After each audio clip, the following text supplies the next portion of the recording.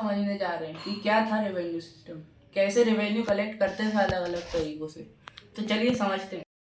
The permanent settlement जो लाया गया था लॉर्ड कॉर्नवालिस के द्वारा, जब 1770 में जब बंगाल में एक बहुत ही बड़ा फेमीन आया, तो उसकी जो 1/3 पॉपुलेशन थी वो ख़त्म हो गई थी। मतलब करीब करीब 10 मिलियन लोग जो थे वो ख़त्म हो गए थे।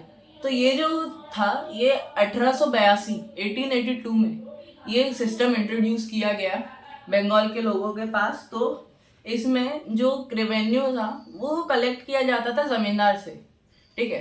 तो इसके अंदर जो पैसे देने थे कंपनी को वो हमेशा फिक्स्ड रहते थे, ठीक है ना। तो वो क्या, जो ज़मींदार थे वो अपना जो मतलब रेवेन्यू कलेक्ट करने का एरिया वो बढ़ाते रहते थे और एक फिक्स अमाउंट देते रहते थे। इससे क्या, पीजेंट्स भी मतलब अपना वो नहीं कर पाते थे। पीजेंट्स को भी जमींदार जो थे बहुत बुरी तरीके से ट्रीट करते थे। तो अब अगला समझेंगे अपन द रेवतवाड़ी और द मुनरो सिस्टम।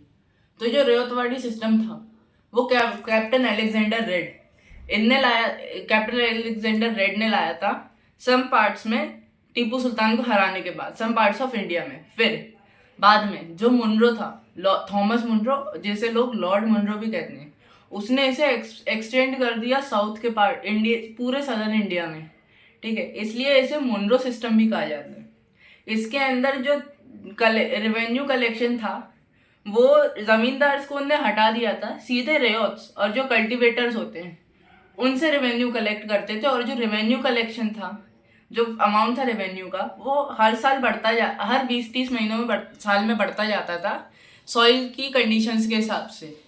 तो फिर आता है अपना महलवाड़ी सिस्टम। महलवाड़ी सिस्टम एक इंग्लिश मैन के द्वारा लाया गया था, जिसे कहते हैं हॉल्ट मैकेंजी। हॉल्ट महल का मतलब क्या होता है, एक विलेज और एक स्टेट। इसमें जो था रेवेन्यू जमींदार के द्वारा कलेक्ट किया जाता था